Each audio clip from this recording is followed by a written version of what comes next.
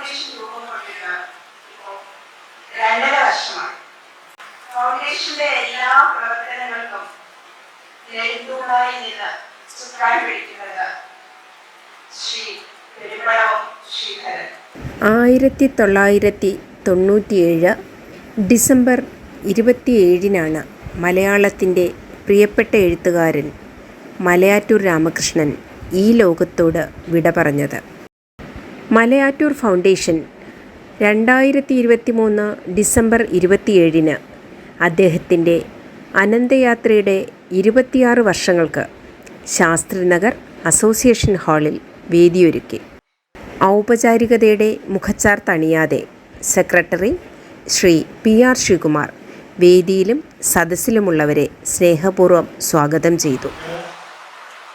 ആദ്യമായി നമ്മുടെ ബഹുമാനായ പ്രസിഡന്റ് ശ്രീ പെരുമ്പടവം ശ്രീധരൻ സാറിന് സ്വാഗതം ആശംസിക്കുകയാണ്. ഇന്നത്തെ നമ്മുടെ മുഖ്യാതിഥി നമ്മുടെ സമ്മേളനത്തിന്റെ ഉദ്ഘാടനം മലയാറ്റൂരിന്റെ അനുസ്മരണ പ്രഭാഷണം നടത്താൻ ചേർന്നിരുന്നത് മലയാറ്റൂർ സാറിന്റെ ഉറ്റ സുഹൃത്തായിരുന്ന മലയാളികളുടെ പ്രിയപ്പെട്ട കവി വയലാർ രാമകൃഷ്ണൻ സാറിന്റെ പ്രിയ പുത്രനാണ്, വയലാർ ചലച്ചിത്രമാണ്. എല്ലാം കൊണ്ടും മലയാറ്റൂരിന്റെ ഓർമ്മകൾ പുതുക്കാൻ ഏറ്റവും അനുയോജ്യമായ ഒരു വ്യക്തി തന്നെയാണ് ഇന്ന് ഇവിടെ എത്തിച്ചേർന്നിരിക്കുന്നത്. അദ്ദേഹത്തിന് മലയാറ്റൂർ ഫൗണ്ടേഷന്റെയും ഞങ്ങളുടെ ശാസ്ത്രീയ നിവാസികളുടെയും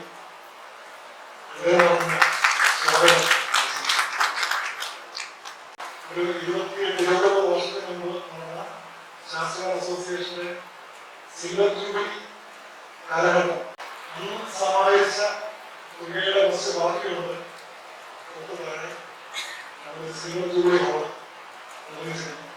മലയാറ്റൂർ രാമകൃഷ്ണൻ സാറായിരുന്നു ആ ഹാള് ഉദ്ഘാടനം ചെയ്തത്. അങ്ങനെ മലയാറ്റൂർ സാർ എപ്പോഴും നടന്നു നിൽക്കുന്ന ഒരു അന്തരീക്ഷമാണ് ശാസ്ത്രീയങ്ങളുടെ അസോസിയേഷൻ കെട്ടിടം. മലയാറ്റൂർ ഫൗണ്ടേഷന്റെ പ്രവർത്തനങ്ങൾക്ക് മറ്റു രീതിയിൽ സഹായങ്ങൾ നൽകുകയും ചെയ്യുന്ന ശാസ്ത്രീയ അസോസിയേഷന്റെ പ്രസിഡന്റ് ശ്രീ S. സോമനാഥൻ സാറിനെ ആദരപൂർവ്വം അസോസിയേഷനാണെങ്കിലും മലയാറ്റൂർ ഫൗണ്ടേഷന്റെ ആണെങ്കിലും പ്രവർത്തനങ്ങളിൽ എപ്പോഴും സജീവമായിട്ട് സഹകരിക്കുന്ന വ്യക്തിയാണ് ശ്രീമതി മഞ്ജുവിന് ആദരപൂർവ്വം സ്വാഗതം ചെയ്യുന്നു.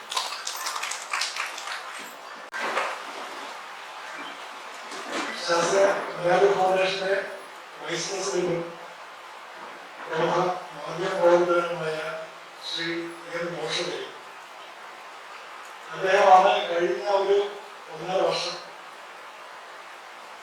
പെരുമ്പടവം സാറിന്റെ ഈ അസൈൻമെന്റിൽ ഞങ്ങൾക്ക് വേണ്ട ശക്തിയും ദിശാബോധവും മുന്നോട്ട് നയിക്കുന്നത്. ഞങ്ങളുടെ vice president Shri Noushad MLA ആദരപൂർവ്വം സ്വാഗതം. ഇനി ഇവിടെ എത്തിയിരിക്കുന്ന മലയാറ്റൂർ ഫൗണ്ടേഷന്റെ അംഗങ്ങളും ശാസ്ത്രീയ നിവാസികളും സമീപ പ്രദേശത്ത് താമസിക്കുന്ന മലയാറ്റൂരിനെയും ഈ പ്രവർത്തനങ്ങളെ സ്നേഹിക്കുന്ന വ്യക്തികൾ അവരെ വളരെ സ്നേഹപൂർവ്വം സ്വാഗതം ചെയ്യുന്നു. നന്ദി, നമസ്കാരം. ഔപചാരികമായൊരു അധ്യക്ഷ പ്രസംഗമല്ല, മറിച്ച് പെരുമ്പടവം സാറ് നമ്മളോട് സംസാരിക്കുന്നു. മലയാറ്റൂരിൻ്റെ പ്രിയ സുഹൃത്തും മലയാറ്റൂർ ഫൗണ്ടേഷൻ പ്രസിഡന്റുമായ ശ്രീ പെരുമ്പടവം ശ്രീധരൻ്റെ അധ്യക്ഷതയിലാണ് അനുസ്മരണ സമ്മേളനം നടന്നത്. മലയാറ്റൂരിൻ്റെ ഏറ്റവും അടുത്ത അയൽക്കാരനായി വളരെ കാലം ഞങ്ങൾ അടുത്തടുത്ത് താമസിച്ചു. പക്ഷേ ആദ്യകാലത്ത് അദ്ദേഹത്തെ നേരിട്ട് ചെന്ന് കാണാൻ എനിക്ക് പേടിയായിരുന്നു.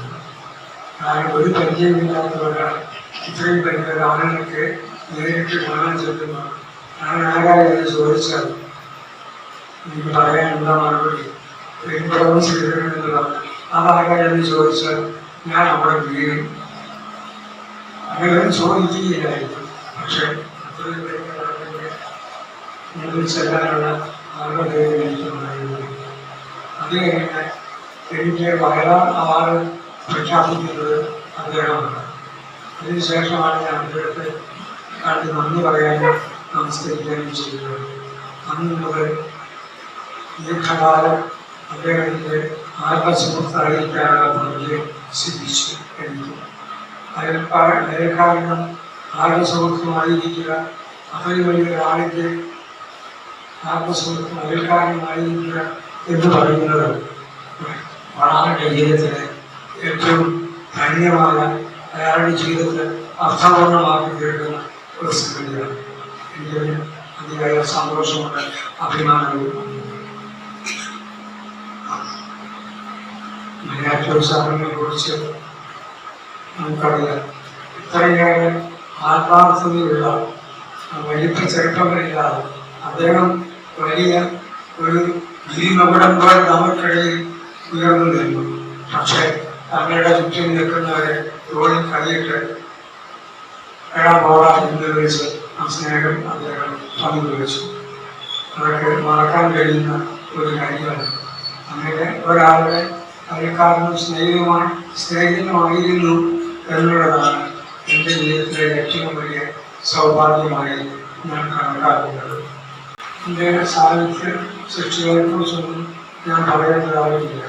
അദ്ദേഹത്തിൻ്റെ ലേഖികൾ എന്ന് പറയുന്ന ഒരൊറ്റ പിടിമതി മലയാള ഭാഷ വീണ്ടെടുത്തോളം കാലം അദ്ദേഹത്തെ താഴ്വത്തിനെക്കാൾ പ്രാപ്തനാക്കുന്നത്.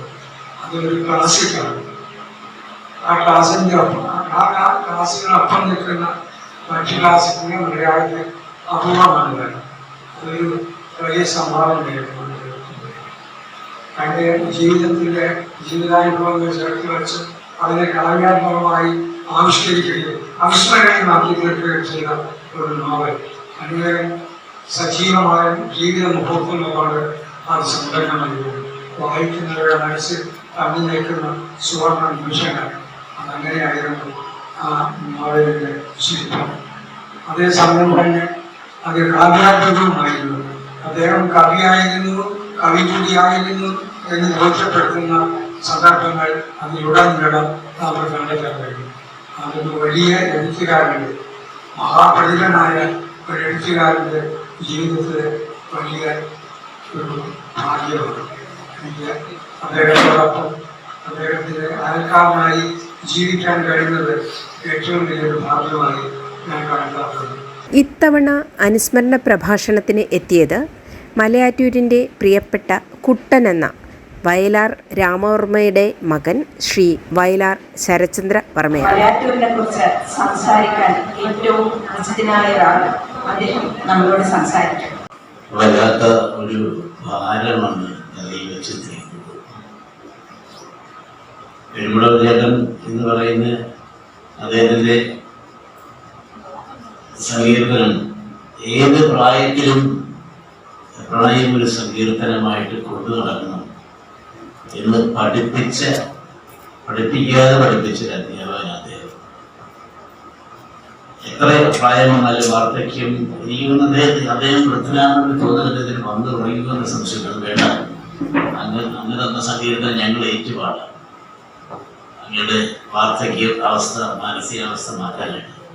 കാര്യം ഓരോ തവണയും ഓരോ ദിവസവും ഇന്നലെ എന്തായിരുന്നു ഇന്ന് എന്താണെന്ന് ചോദിച്ചാൽ ഒരു ദിവസം കൂടി ആയുസിന്റെ കുറഞ്ഞു എന്ന് പറയുന്ന ദുഃഖം മറച്ചു വയ്ക്കാനായിട്ട് ഒരു അനുഭവം കൂടി മധുരമായി എന്ന് പറഞ്ഞ് ഓർമ്മിപ്പിക്കുന്നതാണ് അദ്ദേഹത്തിന്റെ ഒരു സങ്കീർത്തനം. അപ്പൊ അദ്ദേഹം അധ്യക്ഷനായിരിക്കുന്ന ഈ മലയാറ്റൂർ ഫൗണ്ടേഷൻ അനന്തയാത്ര എന്ന് പറയുന്നതിന്റെ തുടരുന്ന ശാസ്ത്രീയ നഗറിലെ ഈ കൂട്ടായ്മ എനിക്ക് ആ ശാസ്ത്രങ്ങളിൽ എനിക്ക് ആരെ അറിയില്ലായിരുന്നു. കാര്യം പണ്ടുകാലത്ത് റെയിൽവേയുടെ നടുക്കൂടെ, മേൽപ്പാലത്തിന്റെ നടുക്കൂടെ ഒരു ചെറിയ വഴിയിലൂടെ ഇപ്പോൾ ഉണ്ടോ അത് അവർ വെച്ച് അതിലൂടെ വന്നിട്ട് നേരെ കയറി ഇടത്തോട്ട് തിരിയുമ്പോഴാണ് വൈദേഹി കണ്ടത്. അപ്പോൾ ആ വൈദേഹിയിലെ ദുഃഖം എത്രമാത്രം നിങ്ങൾ അറിഞ്ഞിട്ടുണ്ടെന്ന് എനിക്കറിയില്ല. പക്ഷെ വൈദേഹിയിൽ നിന്ന് പുറത്തിറങ്ങിയ വാക്കുകളുടെ പ്രവാഹം കരവിലയാറിന്റെ തീരത്തിൽ നിന്ന് എന്നെക്കാൾ പക്ഷെ കൂടുതൽ അറിഞ്ഞിട്ടാണ് ഞങ്ങൾക്ക്. അതുകൊണ്ട് ഒരു കണ്ടറിഞ്ഞവരും കൊണ്ടറിഞ്ഞവരും മിണ്ടാതിരിക്കുക കേട്ടതും ഞാൻ പറയാം എന്ന് പറയുന്ന അഹങ്കാരം എനിക്കില്ല. അദ്ദേഹത്തിന് ഓരോ കൃതികളും എന്നെക്കാൾ കൂടുതൽ വായിച്ചു അദ്ദേഹം എനിക്ക് അദ്ദേഹത്തിന് പരിചയം എന്ന് പറയുന്ന 8ാം ക്ലാസ്സിൽ ഞാൻ രാജഗിരി സ്കൂളിൽ ഇപ്പോൾ പറഞ്ഞ പോലെ രാജഗിരി സ്കൂൾ പഠിക്കുമ്പോൾ TCC എന്ന ട്രാവൻകൂർ കൊച്ചിൻ കെമിക്കൽസിലെ ജനറൽ മാനേജർ ആയിരിക്കുന്ന സമയത്ത് അന്ന് സിനിമാ ലോകം മുഴുവൻ നിരാശില്ല. കേരളത്തിലാണെങ്കിൽ ഒരു സ്റ്റുഡിയോ പോലും ഇല്ല റെക്കോർഡിങ്. അത് കാരണം അച്ഛനൊക്കെ പോയി കഴിഞ്ഞാൽ 2-3 മാസം കഴിഞ്ഞായിരിക്കും നാട്ടിലേക്ക് വരുന്നത്. ആ വരുന്ന വഴിക്ക് വല്ലപ്പോഴും മകനെ കാണുന്ന അച്ഛൻ എന്നെ കാണുന്നതിനേക്കാൾ ഒരു എറണാകുളം കൊച്ചി എയർപോർട്ടിൽ വന്ന് ഇറങ്ങിയാൽ എൻ്റെ മുമ്പിൽ കൂടി ഞാൻ പഠിക്കുന്ന കോളേജ് ഹോസ്റ്റലിന് മുമ്പിൽ കൂടെ എന്നെ കാണാതെ അച്ഛൻ മലയാറ്റൂരിനെ കാണാൻ പോകും TCCയിലേക്ക്. എന്നിട്ട് അവിടെ ചെന്നിരുന്ന് തരപ്പെട്ടാൽ എന്നെ വിളിക്കും. അപ്പൊ ഞാൻ ആലോചിച്ചിട്ടുണ്ട്, ഇപ്പൊ ഒരു അച്ഛൻ മകനോട് കൊടുക്കുന്ന സ്നേഹത്തിനായി കൂടുതൽ സൗഹൃദത്തിന്റെ മൂല്യം എത്രമാത്രം വലുതാണ് എന്നതിലൂടെ. പക്ഷെ ആ സൗഹൃദം മാത്രമല്ല, അതിനകത്തൊരു ലഹരിയുണ്ട്. നമ്മൾ തീർച്ചയായിട്ടും ഞാൻ ഈ ചെല്ലുമ്പോഴത്തേക്ക് ഗസ്റ്റിലും രണ്ടുപേരും കൂടെ ഓരോ കുപ്പിയൊക്കെ എടുത്തെങ്കിൽ രണ്ടുപേരും കഴിച്ചോണ്ടെങ്കിൽ ഞാൻ കയറി ചെന്നു. 12 വയസ്സുള്ള അല്ലെങ്കിൽ 13 വയസ്സ്. അതിനൊക്കെ എന്താണ് കാര്യം എന്നോട് ചോദിച്ചത്. അച്ഛൻ ചോദിച്ചില്ല, ഇദ്ദേഹം ചോദിച്ചു. ഇത് പുറത്തേക്ക് ഇതൊരു കെമിസ്ട്രിയാണ്. നീ എപ്പോഴെങ്കിലും കെമിസ്ട്രി പഠിക്കുന്ന ഒരാളാണെങ്കിൽ ഇതിൻ്റെ കെമിസ്ട്രി ഞാൻ പറഞ്ഞു തരാം. പിന്നെ ഞാൻ കെമിസ്ട്രി ആയിരുന്നു. അതെങ്ങനെയാണ് നിമിത്തം പോലെ ഒന്നുമല്ല. പക്ഷെ അന്ന് അദ്ദേഹം പറഞ്ഞു, വയലാറും ഞാനും തമ്മിൽ ഒരുമിച്ചിരിക്കുമ്പോൾ ഉപ്പുണ്ടാകുന്ന പോലെയാണ് സോഡിയം ക്ലോറിനും കൂടെ. അന്ന് എനിക്കത് മനസ്സിലാകുന്ന ഒരു അവസ്ഥയൊന്നുമല്ല. എങ്കിലും അന്ന് സയൻസ് പഠിക്കുന്നുണ്ട്. സോഡിയം ക്ലോറിനും കൂടെ ഞങ്ങൾ തമ്മിൽ ചേരുന്നില്ല എന്ന് പറഞ്ഞ് തീരുമാനിച്ചാൽ ലോകത്തിന് ഉപ്പ് കിട്ടില്ല. പക്ഷെ സോഡിയവും ക്ലോറിനും കൂടെ തമ്മിൽ ചേരണമെങ്കിൽ അതിന്റെ ഏറ്റവും പുറത്തെ ഔട്ടർ മോസ്റ്റ് ഓർബിറ്റലിലെ ഇലക്ട്രോൺസ് തമ്മിലൊന്ന് ഒരയണം. ഒരഞ്ഞൊരഞ്ഞൊരഞ്ഞൊരഞ്ഞ് രണ്ടുപേരും വേദന സഹിച്ച് ആ വേദന സഹിച്ചുണ്ടാകുന്ന ഒരു ഉപ്പ്, അത് ജീവിതത്തിന്റെ ജീവിത ദാമ്പത്യത്തിലെ വളരെ കാര്യമാണ്. അപരിചിതരായ രണ്ടുപേരും ഒന്നിച്ചൊരു കുടുംബം ഉണ്ടാക്കുമ്പോൾ ഒന്ന് ഒരഞ്ഞൊരഞ്ഞൊരഞ്ഞ് ചിലപ്പോൾ നീറും. ആ നീറ്റലിലാണ് ഉണ്ടാകുന്നത്. അതുപോലെ ഒരു വളരെ വലിയൊരു ബന്ധമാണ് ഞങ്ങൾ തമ്മിൽ. കാര്യം ഞങ്ങൾ രണ്ടുപേരിലും വയലാറിന് ഭക്തിയൊന്നും എനിക്കറിയില്ല. രാമകൃഷ്ണൻ അങ്കിളിന് ഭക്തി ഉണ്ടായിരുന്നു. വയലാറിന്റെ ഭക്തി കാവട്ടിയൊന്നുമില്ലായിരുന്നു. പിന്നെ 2 രീതിയിലും വീട്ടില് അറിയാം. ആ സമയത്തൊക്കെ അതിനോട് വന്നിട്ടുണ്ട്. വന്നപ്പോഴൊക്കെ പറഞ്ഞു, കൂടാ ഈ ഇരിക്കുന്ന വീട്ടിലെ ജനാവിനെ നീ കളയരുത്, അവിടെ ഇരുന്നോട്ടെ, നിനക്ക് ശല്യം ഉണ്ടാകുകയാണെങ്കിൽ കളഞ്ഞാൽ മതി. പക്ഷെ ഒരിക്കലും അച്ഛനെ കൊണ്ട് പോകുകയോ ഇങ്ങോട്ട് വരുമോ മുത്തശ്ശീനെ ശല്യം ചെയ്തില്ല. പക്ഷെ ഇദ്ദേഹത്തിന് മനസ്സിൽ അന്നും എന്നും എത്രയൊക്കെ പുരോഗമനം പറയുമ്പോഴും മനസ്സിലൊരു ബാല്യത്തിൽ കിട്ടിയ ഒരു ശിക്ഷണത്തിന്റെ ഒരു ചെറിയ ഒരു നൈർമല്യം ഉണ്ടായതുകൊണ്ട് എനിക്ക് കൽപ്പാത്തിയിലെ അദ്ദേഹത്തിന്റെ കുടുംബത്തിലെ പിൻതലമുറക്കാരെ കണ്ടപ്പോൾ ചോദിച്ചു പറഞ്ഞു. അത് വീട്ടിൽ ചെല്ലുമ്പോഴും വൈദിക ചെല്ലുമ്പോഴും ഒക്കെ ഞാനത് കണ്ടിട്ടുണ്ട്. ഒരു പരിധിക്ക് അപ്പുറത്തേക്ക് നമ്മളെ അകത്തേക്ക് കയറ്റില്ല. പറയുന്ന ന്യായം എന്ന് പറഞ്ഞാൽ വേണിക്ക് സുഖമില്ല എന്ന് പറഞ്ഞാൽ നമ്മുടെ പുറത്തേക്ക്. അങ്ങനെയാണ് ഒരിക്കലും വയലാറോട് ചെല്ലുകയും അവിടെ ഒരു പൂജ നടക്കും. ഒരു പക്ഷേ നിങ്ങൾക്ക് അറിയാതിരിക്കുന്നു അല്ലേ? ഒരു പൂജ നടക്കും. മണിയൊക്കെ അടിച്ചത് കൂടെ അച്ഛൻ കഴിച്ചിട്ടുണ്ട്. വയലാറ് കഴിച്ചിട്ട് അദ്ദേഹം വീട്ടിൽ നിന്ന് കഴിച്ചു. ഈ സമയം ഒരു കാര്യം നമ്മൾ തമ്മിലുള്ള ബന്ധമൊക്കെ ഉണ്ടെന്നല്ലേ. എൻ്റെ വീട്ടിൽ ഞാൻ കഴിക്കുന്ന പാത്രത്തിൽ ആണ് എൻ്റെ വേണി ഇപ്പോഴും കഴിക്കുന്നത്. ഞാൻ വീട്ടിനകത്ത് അങ്ങനെ തന്നെ. എനിക്ക് അങ്ങനെ ഒരു മുഖം കൂടെ ഉണ്ട്. ആ മുഖം വെട്ടിയാണ് അച്ഛൻ. മുഖം എന്നായിരുന്നു യക്ഷിയുടെ ആദ്യത്തെ പേര്. ആ മുഖം വെട്ടിയിട്ടാണ് യക്ഷി എന്ന് വയലാർ തിരിച്ചത്. അതെനിക്ക് ആ സമയത്താണ് അവിടെ ചെല്ലുകയും ഞാൻ അങ്ങോട്ട് കയറരുത്, അവിടെ വേറെ ചടങ്ങ് നടക്കുകയാണ് എന്ന് പറഞ്ഞ സമയത്ത് അദ്ദേഹത്തെ ധിക്കരിച്ചിട്ട് വയലാറാകത്ത് കയറി. അത് മന്ത്രം ജപിച്ചിരുന്ന പൂജാരിയോട് നിങ്ങൾ ജപിക്കുന്നത് തെറ്റാണ്, ഇങ്ങനെയല്ല അതിൻ്റെ അർത്ഥം എന്ന അർത്ഥം പറഞ്ഞു കൊടുത്ത് അദ്ദേഹത്തെ കൊണ്ട് 2ാമത്തെ മന്ത്രം ജപിച്ചിട്ട് കഥ ഞാൻ കേട്ടുള്ളൂ. അതല്ല അദ്ദേഹം തന്നെ പറഞ്ഞ അദ്ദേഹം അങ്ങനെ ഒരു ധിക്കാരിയെന്ന്. ഞാൻ ധിക്കാരി അല്ലടാ അതിൻ്റെ അച്ഛനെ പറഞ്ഞു. എനിക്ക് പലതും അറിയാം. പക്ഷെ എനിക്കറിയാവുന്ന എൻ്റെ അറിവ് ചില കാര്യങ്ങളിൽ ഞാൻ അടിമയാണ്. നിനക്ക് ഇതിന്റെ അച്ഛനതില്ല. പക്ഷെ നീ ഒരു കാര്യം അങ്ങനെ കഴിഞ്ഞിട്ട് ആദ്യമായി ഞാൻ നമ്മുടെ സ്മരണീയ എഴുതുമ്പോൾ തന്നെ ആദ്യമായിട്ട് വീട്ടിൽ വരുന്നത് എനിക്ക് നല്ല ഓർമ്മയുണ്ട്. പിന്നെ എനിക്ക് മോളുണ്ടായിരുന്നു. അതിനെ വിളിച്ചത് രാത്രി 11 മണിക്ക് വീട്ടിൽ വന്നിട്ട് പെട്ടെന്ന് എല്ലാവരും കിടന്നു കഴിഞ്ഞാണ് വീട്ടിൽ വരുന്നത്, ഗേറ്റ് തട്ടി തെളിപ്പിക്കുന്നത്. ഞാനാണെങ്കിൽ ബിയർ കഴിച്ച് വിളിച്ചിരിക്കുന്ന സമയം. അപ്പോൾ എന്നിട്ട് അവനൊരു കുഞ്ഞുണ്ടായെന്ന് കേട്ടു, കൂട്ടുകാരൻ്റെ മകനൊരു കുഞ്ഞുണ്ടായെന്ന് പറഞ്ഞാൽ കാണണം, എനിക്ക് കൊടുക്കാൻ പറ്റില്ല, നേരത്തെ നിന്നാലും കഴിച്ചത്.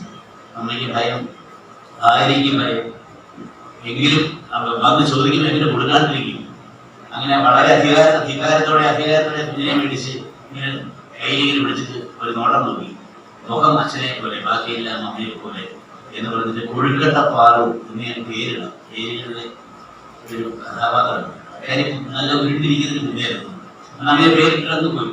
അത് കഴിഞ്ഞിട്ട് എനിക്ക് ഏറ്റവും രസകരമായ കാര്യം മരണത്തിന് ശേഷം, അയാളുടെ മരണത്തിന് ശേഷം ഞാൻ അദ്ദേഹത്തിന് വേണ്ടി ചെയ്യുന്നത് രാവിലെ IAS ഒക്കെ രാജിവെച്ചിട്ട് കാർട്ടൂൺ കേരള കോമിക്ക് വേണ്ടി കാർട്ടൂണൊക്കെ വരച്ചിരുന്ന ദിവസം എനിക്ക് വേണ്ട എൻ്റെ അറിവ് എന്ന് പറയുന്നത് എനിക്ക് എവിടെ വേണമെങ്കിൽ ഉപയോഗിക്കാം, അത് ഇന്ന് തന്നെ വേണം എന്ന് എനിക്ക് നിർബന്ധമില്ല. പക്ഷേ കുറേ സഹിച്ച് ഞാൻ തിരിച്ചെതിലേക്ക് മടങ്ങാൻ വരുമ്പോൾ എനിക്ക് വീടില്ലാണ്ടാകുന്നൊരവസ്ഥ, ഒരു കുടുംബത്തിൻ്റെ സ്ഥിതിയില്ലാത്തൊരവസ്ഥയിലേക്ക് ഞാൻ വരികയാണ് എന്ന് പറഞ്ഞൊരു നിമിഷനിക്കൊണ്ട് രാവിലെ 9:30 മണിക്ക് ഞാൻ ഒരു ദിവസം വേണ്ടി വീട്ടിലൊരു അച്ഛന് തന്നൊരു റേഡിയോ ഒന്ന് അടിച്ചോണ്ട് പോയി. ഞാൻ പറഞ്ഞിട്ട് 2 കണ്ണുള്ള 3 റേഡിയോ അച്ഛന് പറഞ്ഞു, അച്ഛൻ പറഞ്ഞു അത് അടിച്ചോണ്ട് വരണം. അപ്പോൾ ഞാൻ ചെന്നപ്പോഴേ പറഞ്ഞ് രാവിലെ കഴിച്ചുകൊണ്ടിരിക്കുകയാണ് 11 മണിക്ക്. നീ എന്തിനാ വന്നേ? 77 ഗായത്രി ആ സമയത്ത് ഞാൻ ചെല്ലും 77 അച്ഛൻ 77 ചെല്ലും. രാവിലെ ചെന്നിട്ട് പറഞ്ഞു, പിന്നെ ഞാൻ പറഞ്ഞു ഈ റേഡിയോ മുത്തശ്ശിയമ്മ ചോദിച്ചു വേണം പറഞ്ഞു. നീയാണോ വന്നത്? നിന്റെ മുത്തശ്ശിയാണോ തന്നത്? അപ്പം അങ്ങനെ നീങ്ങി വരാനാണ്, അവൻ വന്നാൽ ഞാൻ കൊടുക്കാം എന്നൊക്കെ പറഞ്ഞിട്ട് അങ്ങനെ എന്നെ ഇങ്ങനെ വിഷമം ചെയ്തിട്ടുണ്ട്. ഇതിന് കാര്യം ചെയ്യും അലമാരി നോക്കാം. ഞാൻ വളരെ പേഴ്സണലായിട്ട് പറയുന്നത് ഇതെല്ലാം അതൊരു തെറ്റാണ് എന്ന് എനിക്ക് തോന്നിയിട്ടില്ല. എന്നോടുള്ള അധികാരത്തിൽ വയലാറിനോട് കാണിച്ച അധികാരം അടുത്ത തലമുറയോട് കാണിക്കാൻ എനിക്ക് അടുത്ത തലമുറയോട്, അതാണ് ഏറ്റവും വലിയ രസം. നമുക്ക് നമ്മുടെ വീട്ടിൽ പോലും പറ്റില്ല, നമുക്ക് നമ്മുടെ കുടുംബത്തിൽ അടുത്ത തലമുറയോട്, ഇപ്പോൾ നമ്മുടെ മക്കളോട് നമുക്ക് അധികാരം കാണിക്കാൻ പറ്റാത്ത സാഹചര്യത്തിൽ നമ്മൾ ജീവിക്കും. അന്ന് അടുത്ത തലമുറയോട് എനിക്ക് അധികാരം കാണിക്കാം എന്ന ധിക്കാരം ഉണ്ടാകുകയും അത് അനുസരിക്കാൻ പറ്റുന്ന ഒരു മകൻ അവിടെ ചെല്ലുമ്പോൾ കിട്ടുന്ന സുഖമുണ്ട്. ഞാൻ ചെന്നു എല്ലാം റേഡിയോ ആണല്ലേ അലമാരുടെ ഭാഗത്തിൽ മാറ്റി അവിടെ കുത്തിയിരിക്കുന്നതാണ്. ഞാനത് ആ സാഹചര്യം എടുത്ത് എനിക്ക് വിളിച്ചു. ഞാനിങ്ങനെ പേടിച്ചു.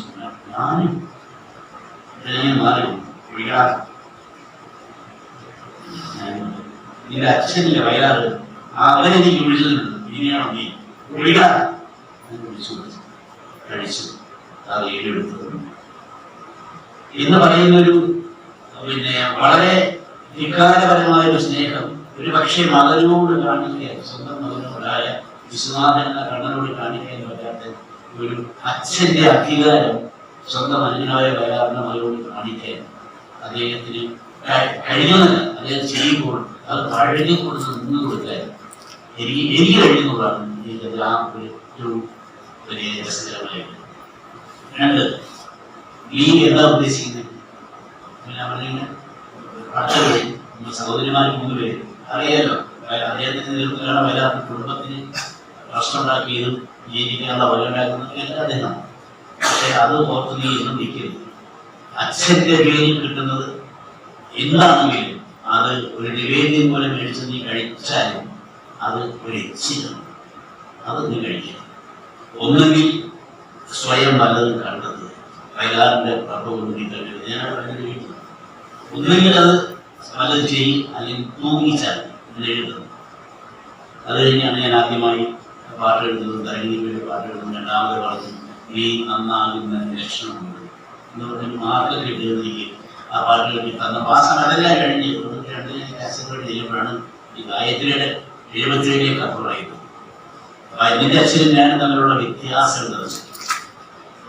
നിന്റെ അച്ഛൻ ചില കാര്യങ്ങൾ പറയുന്നതും അതിലേക്ക് തിരിച്ചു പോകാൻ മടിക്കുന്ന ഒരു മനുഷ്യനാണ്. പക്ഷെ ഞാനതല്ല.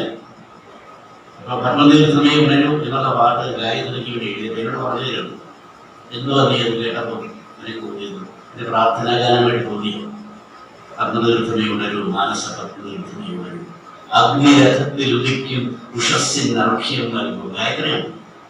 പണ്ട് ബ്രാഹ്മണന്മാർ പുറത്തിറങ്ങിയിട്ട് കായലിലോ അല്ലെങ്കിൽ പുഴയിലോ പോയി ഒരു കുമ്പിൾ വെള്ളം പോയിട്ട് ഉദിച്ചു വരുന്ന അതിഥിക്ക് ഒരു സ്വീകരണം എന്ന നിലയ്ക്ക് ഒരു അതിഥി വരുമ്പോൾ അയാൾക്ക് ഒരു ഗ്ലാസ് വെള്ളം കൊടുക്കുക എന്നുള്ളൊരു ആതിഥേയ മര്യാദയുടെ ഭാഗമായിട്ട് വേണമെങ്കിൽ ഒരു പാട്ട് കൂടെ പാടിക്കും. ഗന്ധർവസ്വരഗംഗി കൊടുക്കും, ഒരു ബീറ്ററുണ്ടെങ്കിൽ നന്നായിരിക്കും, അതിഥിക്ക് ഇഷ്ടപ്പെടും.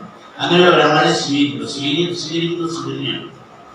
പക്ഷെ എന്തിനാണ് സ്വീകരിക്കുന്നത് എന്ന് വയലാർ തിരുത്തി പറഞ്ഞപ്പോൾ എനിക്ക് ഇന്ന് മറുപടി പറയാൻ ചെയ്യില്ല. എനിക്കന്ന് ഞാനിവിടെ ഓർത്ത് കേട്ടത്. അപ്പൊ എനിക്കെന്നും 27 വയസ്സുള്ള സമയമാണ്. 27 വയസ്സ് വളരെ വലിയ ബുദ്ധി പാട്ടിന്റെ കൂടെ പിള്ളേരായിരിക്കും. പക്ഷെ 27 വയസ്സ് നമ്മൾ വളർത്തുന്ന സാഹചര്യത്തിൽ 27 വയസ്സ് വളരെ പല കാര്യങ്ങളിലും ഒന്നും അറിയാത്തൊരു അവസ്ഥയായിരുന്ന സമയത്ത് വയലാറുമായിട്ട് നമുക്ക് അത്രയും അടുത്തൊരു ബന്ധമില്ലായിരുന്നു. വീടിന്റെ ആ ഒരു ചുറ്റുപാടിൽ മാത്രം ജീവിച്ചു വളർന്ന ഒരാള് എന്ന നിലയ്ക്ക് 15 വയസ്സിൽ അദ്ദേഹം മരിച്ചു. പിന്നെ ഒരു ഉത്തരവാദിത്തത്തിന്റെ വേറൊരു കാര്യത്തിൽ ഒരാൾക്കും ഇവിടെ നമ്മുടെ ഉപദേശം അല്ലെങ്കിൽ പഠിപ്പിക്കുക എന്ന് പറയുന്നത് വളരെ വലിയ കാര്യം. കാര്യം വയലാറിന്റെ പേരിൽ എന്നെ കാണും ഇന്ന് പറഞ്ഞതുപോലെ തന്നെ വയലാറിന്റെ മകൻ എന്ന് പറയുമ്പോൾ നിങ്ങൾക്ക് തരുന്നൊരു ബഹുമാനത്തിനപ്പുറത്തേക്ക് വയലാറിന്റെ മകൻ എന്താകണം എന്നുള്ളൊരു ശാഠ്യമുള്ള ഒരു അധ്യാപകൻ എന്ന നിലയ്ക്കാണ് അദ്ദേഹത്തിന്റെ ഉപയോഗം. അപ്പൊ എന്തിനാണ് നീ പിന്നെ സൂര്യനെ വിളിച്ച് ഇങ്ങോട്ട് കയറുന്നത്? പ്രഭാത കിരണം നെറ്റിയണിയും പ്രാസാദങ്ങൾക്കുള്ളിൽ. ആദ്യത്തെ പ്രഭാത കിരണം നെറ്റിയിലെഴുന്ന ഗോപുരമുണ്ട്, ശ്രീഗോപുരം. പ്രാസാദം ഗോപുരമാണ്. പ്രാസാദങ്ങൾക്കുള്ളിൽ സഹസ്രനാമം കേട്ട് മയങ്ങും സാളഗ്രാമങ്ങൾ. ബാക്കി സഹസ്രനാമം കേട്ട് കേട്ട് കേട്ട് കേട്ട് കേട്ട് ആവർത്തന നിരസത കൊണ്ട് ആ സാളഗ്രാമം മയങ്ങും. നമുക്ക് എല്ലാവർക്കും അറിയാം ആവർത്തനം നിന്നും നിരസത. അതിൽ അടിമ കിടത്തിയ ഭാരത പൗരൻ ഉണരാൻ. ഈ സഹസ്രനാമം കേട്ട് മയങ്ങുന്ന സാളഗ്രാമങ്ങളെ അടിമ കിടക്കുന്ന ഭാരത പൗരൻ ഉണരാൻ പുതിയൊരു പുരുഷാർത്ഥത്തിനെ യാഗപുരകളിൽ വച്ച് വളർത്താൻ. അതിനാണ് പത്മതീർത്ഥതയുടെ നിലവിലുള്ള പുരുഷാർത്ഥം ധർമാർത്ഥ കാമമോക്ഷം. ധർമ്മമില്ല, അധർമ്മമായി. ധർമ്മമില്ലെങ്കിൽ അർത്ഥം അനർത്ഥമാകും. പിന്നെ ധർമ്മം അർത്ഥപരിധി കാമം നിറയിടാവും. പിന്നെ ഇവിടെ മോക്ഷം. മോക്ഷത്തിലേക്ക് എത്താനുള്ള 3 പടി പിന്നെ വഴിതെറ്റി പോയെങ്കിൽ പുതിയൊരു പുരുഷാർത്ഥത്തെ കണ്ടുപിടിക്കുക. അങ്ങനെ അതിനെ അനുഭവപ്പെട്ട് കിടക്കരുത്. നിനക്ക് പറ്റുമെങ്കിൽ നീ പുതിയ പുരുഷാർത്ഥത്തെ കണ്ടുപിടിച്ചിട്ട് അതിനെ യാഗപുരകളിൽ വെച്ച് വളർത്താനായിട്ടാണ് പത്മതീർത്ഥതയുടെ മാനസ എന്ന് പറഞ്ഞു തരുന്ന ഒരു കൽപ്പാതിക്കാരനായ ബ്രാഹ്മണനും പിന്നെ കുറച്ചുകൂടെ മുമ്പ് പറഞ്ഞാല് വളരെയധികം പുരോഗമനമായി ചിന്തിക്കുന്ന കമ്മ്യൂണിസ്റ്റുകാരും ചേർന്ന് പറയുമ്പോൾ നമ്മൾ ആരെ ആശങ്ക ഇന്ന് എപ്പോഴൊരു ആശയം നമുക്കുണ്ട്. 1975 ഒരു ഡിസ്കസ് എന്ന് പറഞ്ഞ സൂര്യക്കിന്റെ മാസിക എനിക്കെടുത്ത് തന്നിട്ട് പറഞ്ഞു, എടാ ഭാവിയിൽ ലോകം ഈശ്വരനിലേക്ക് മടങ്ങും. എനിക്കൊരു എന്താണ് ശാസ്ത്രം, എന്താണ് ഈശ്വരൻ എന്ന് അറിയാൻ വേണ്ടി വിഷമിച്ചിരിക്കുന്ന ഒരാളാണ് ഞാൻ. അപ്പൊ അദ്ദേഹം പറഞ്ഞൊരു കാര്യമാണ്. അതിനകത്ത് പറഞ്ഞു ആറ്റം എന്ന് പറയുന്ന ഒരു ആ ചെറിയ കണികയെ ഒരിക്കലും ഡിവൈഡ് ചെയ്യാൻ പറ്റില്ല, അതിനെ വിഭജിക്കാൻ പറ്റില്ല. ഏറ്റവും ചെറിയ കണികയാണ് ആറ്റം. കാലം മാറി, ആറ്റത്തിനെ വിഭജിച്ചു. ന്യൂട്രോൺ, പിന്നെ ഇലക്ട്രോൺ, പ്രോട്ടോൺ.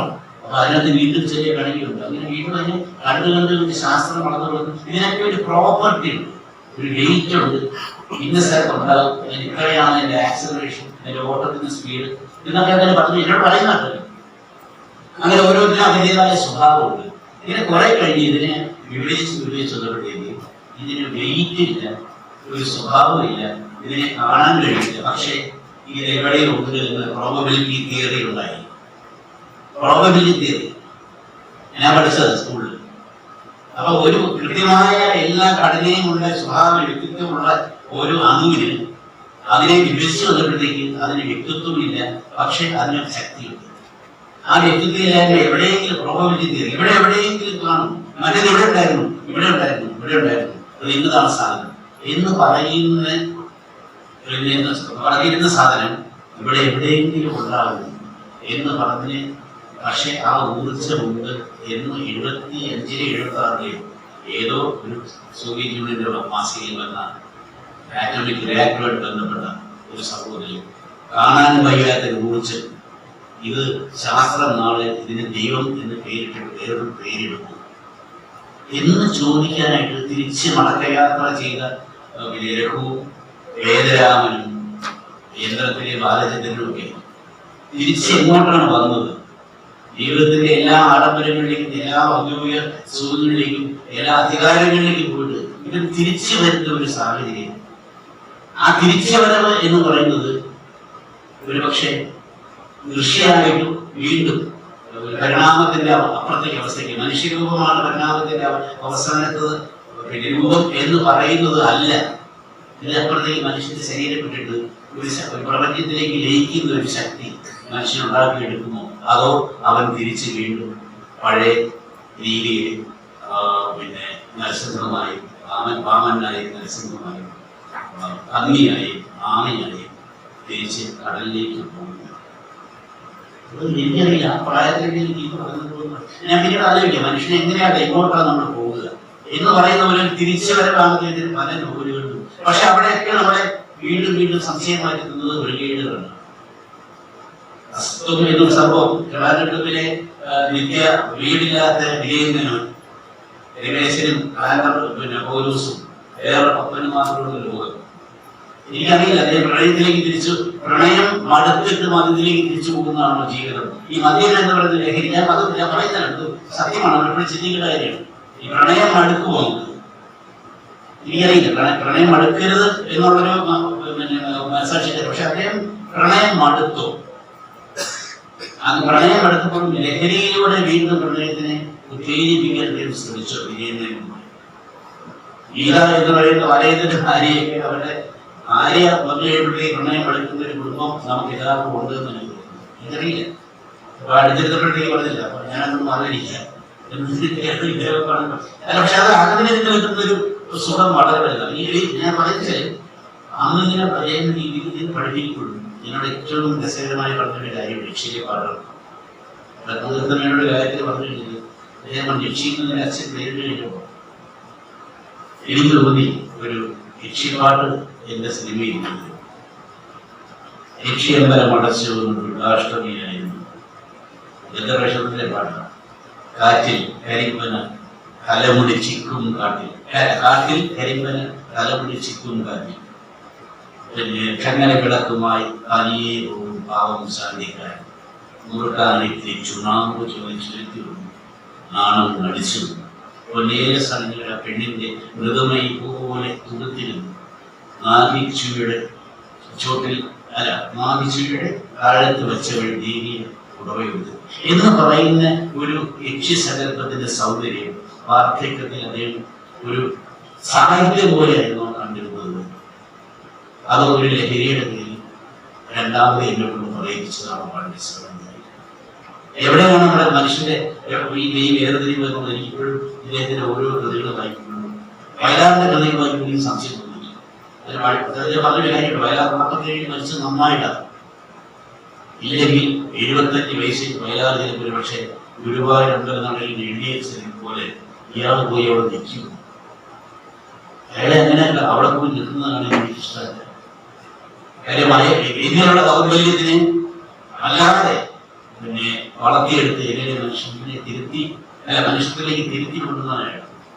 പ്രണയം എന്നുള്ള സംഭവത്തിലെ ഏറ്റവും അവസാനമായി പറഞ്ഞൊരു കാര്യമാണ്.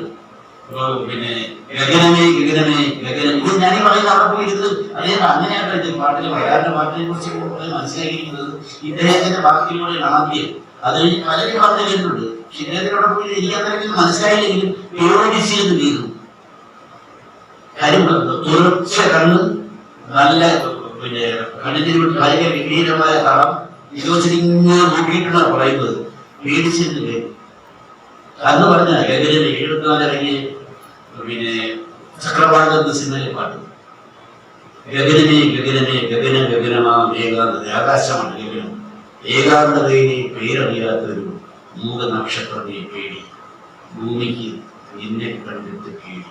74 പറഞ്ഞ കാര്യം ഒരു കടലിൽ കയറുന്നതിന് പകരം, ഒരു ദജ്ജാൾ വരുന്നതിന് പകരം, ഒരു അന്ത്യക്രിസ്തു വരുന്നതിന് പകരം, ഒരു കരി വരുന്നതിന് പകരം ഒരു ആസ്ട്രോയിഡ്, ഒരു ചിഹ്ന ഗ്രഹം ഭൂമിയെ ഒന്ന് ഇടിക്കൂ.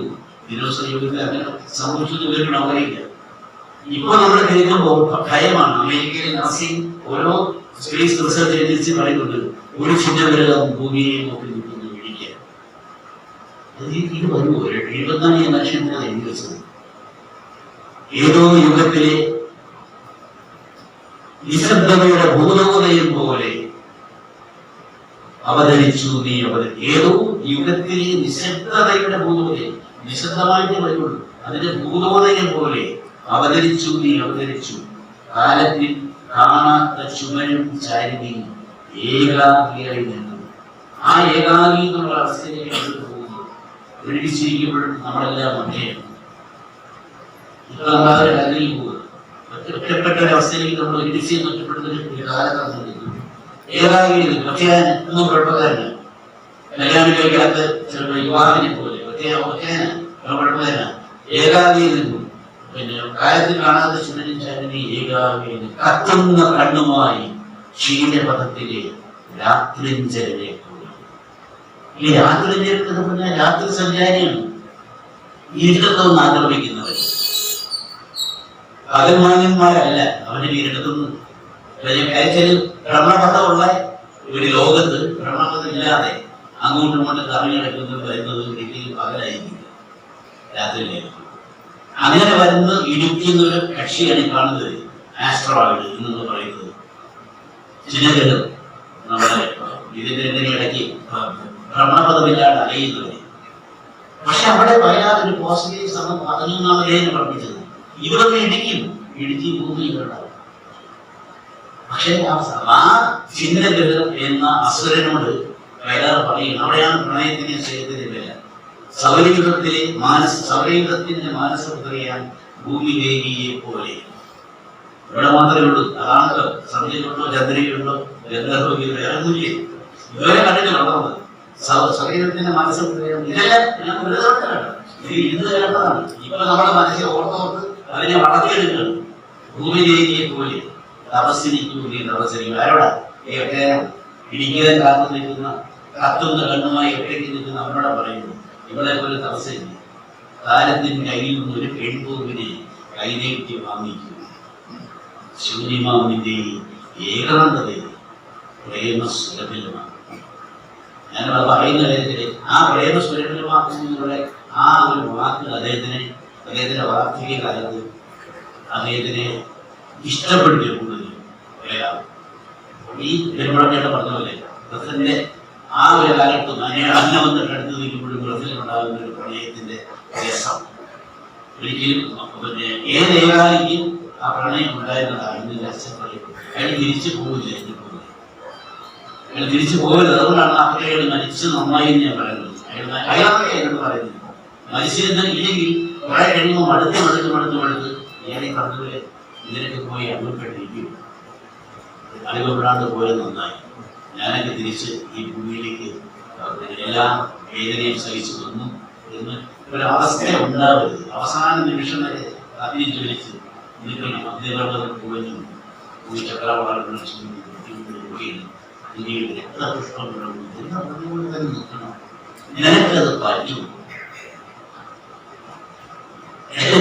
പറ്റുന്നതിനോട് ചോദിക്കുമ്പോൾ എനിക്ക് ഞാനൊക്കെ സമയത്തിൽ എങ്കിലും ഇപ്പോഴത്തെ ഈ ചേട്ടൻ പറഞ്ഞ പോലെ ഞാനൊരു മഹാമണിയാണ്. ഒരുപക്ഷെ ഈ ജന്മം കൂടുതൽ അദ്ദേഹം പറഞ്ഞു തീർന്നത് ആസ്വദിച്ചു പോകാൻ എപ്പോഴെങ്കിലും നമ്മുടെ ആ കിട്ടിയ വാക്കുകൾ വയലാർ മാത്രമല്ല, വയലാറിന്റെ കൂട്ടത്തിലുണ്ടായിരുന്ന ഓരോരുത്തരും എഴുതി വച്ചത് ആസ്വദിച്ച് അടുത്ത തലമുറയ്ക്ക് കൊടുക്കാൻ വേണ്ടി ശേഖരിച്ച് മനസ്സിൽ വെച്ചത് എപ്പോഴെങ്കിലും കിട്ടുന്ന അവസരങ്ങളിൽ തുറന്നു വിടാൻ എന്ന് അതിനുവേണ്ടി ജീവിക്കുന്നതാണ് ഈ ജന്മം ഞാൻ കടപ്പെടുന്നത്. അല്ലാണ്ട് ഞാനത് ചെയ്യണം, വയലാറിന്റെ വരാണ്ട് ഈ പാട്ട് എഴുതണം എന്നുള്ള ചിന്തിക്കില്ല. പക്ഷെ എവിടെയോ ശേഖരിച്ചു വെച്ചത് അടുത്ത തലമുറയ്ക്ക് കൊടുക്കാൻ ഒരു പാലമാണ് ഞാൻ എന്ന് ചിന്തിക്കാൻ എനിക്ക് പറ്റും. രാമകൃഷ്ണൻ പറയുമ്പോഴും എനിക്കിപ്പോ വിടാൻ നിനക്ക് HMPയുടെ പട്ടിയാണോ കണ്ടോ? എന്നോട് IAS ചോദിച്ചു കുട്ടിയാണ് HMP പിള്ളേരില്ലേ ഡിസ്കിനെ പട്ടി ഗ്രാമഫോണിന്റെ കോളാമ്പിയുടെ അതിനുപയോഗിക്കാൻ നോക്കി അതാണ് പെണ്ണാണ് അറിയാമോ?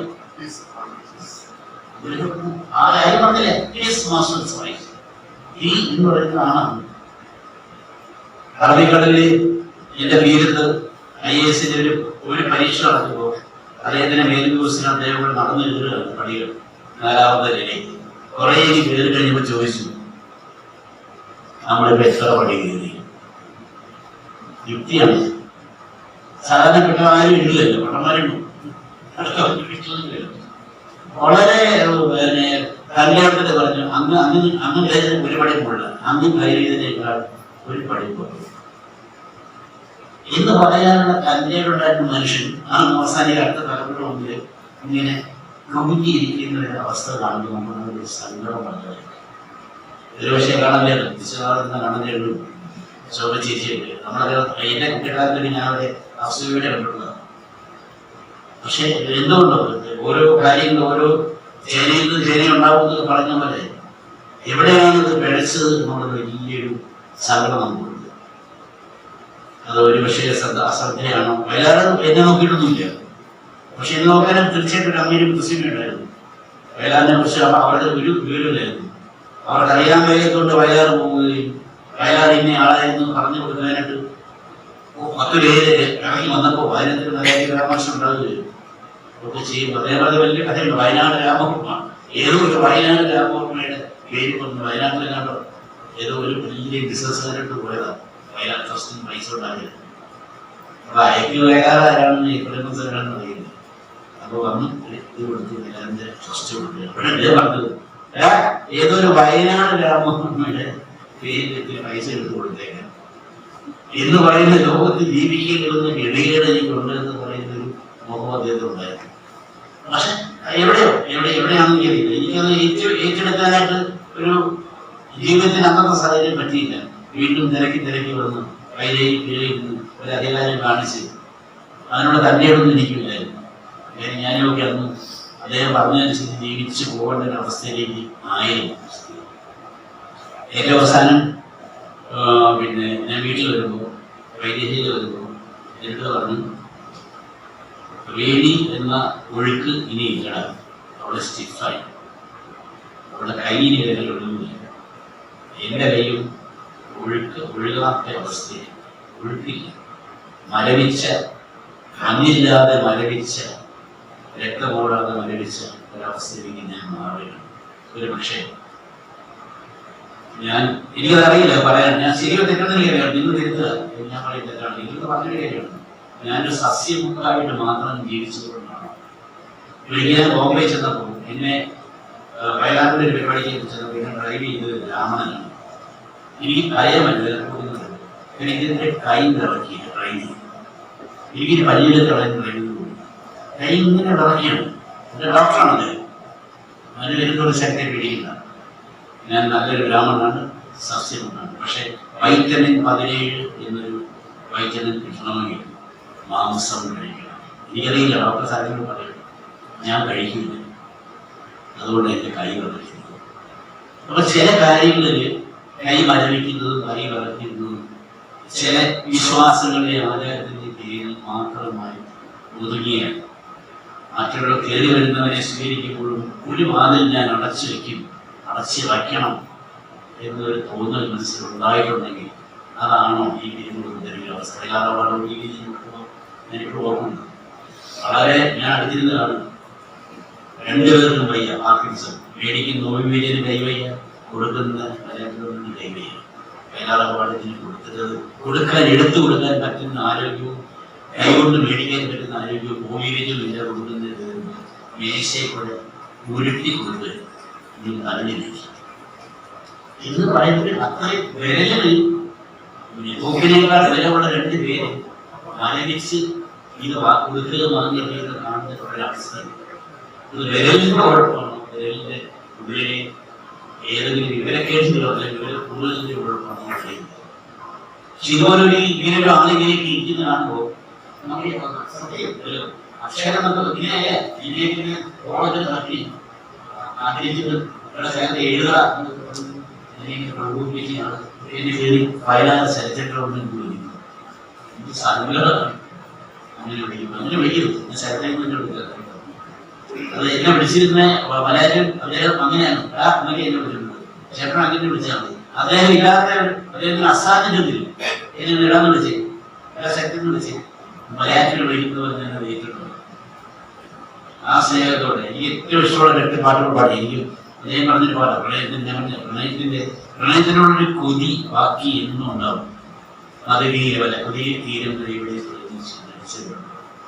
യക്ഷിയിലെ പാട്ടാണ്. ഞാൻ ഈ പാട്ട് അദ്ദേഹത്തിനെ ഓർമ്മിച്ചുകൊണ്ട് ഞാൻ പറഞ്ഞ് പാടിയത് പാട്ടുകാരനൊന്നുമില്ല. സ്വർണ്ണചാമരം വീശിയെത്തുന്ന സ്വപ്നമായിരുന്നു ഞാൻ.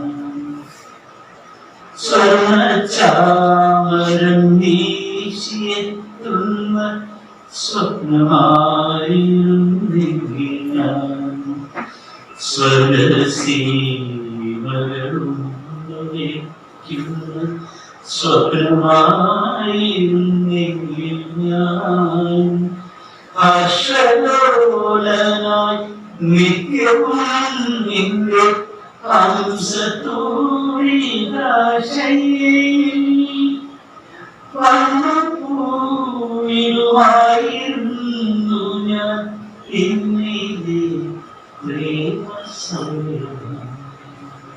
വെറുതെ പ്രളയം ഇഷ്ടപ്പെട്ട പ്രളയം ചിന്തിക്കാത്ത പ്രണയിക്കാൻ ആഗ്രഹിച്ചത് ആ മനുഷ്യന്റെ വരികൾ സമർപ്പിച്ചുകൊണ്ട് അദ്ദേഹത്തിന് 26ാം ഈ ചരമ വാർഷിക സ്മരണ എല്ലാ ആശംസകളും ഈ ഫൗണ്ടേഷനിലെ യാത്ര ഇതിന്റെ അനന്ത യാത്ര അവരുടെ യാത്ര ആനന്ദമാണ്. യാത്ര ഒഴിവുകൾക്ക് ആദരം മക്കളുടെ യാത്ര ഈ യാത്ര കൂടെ അതിനകത്ത് കൂടുതൽ പേര് പങ്കാളികളാണ്. അക്ഷരങ്ങളുടെ പേരിലും എല്ലാത്തരം പേരിലും ആൾക്കാർ കൂടുതൽ വരട്ടെ എന്ന് ആശംസിക്കുന്നു. ഈ 26ാം അനുസ്മരണ ചടങ്ങ് വളരെ പിന്നെ തിരുവള്ളേട്ടൻ അധ്യക്ഷന്റെ കാലഘട്ടം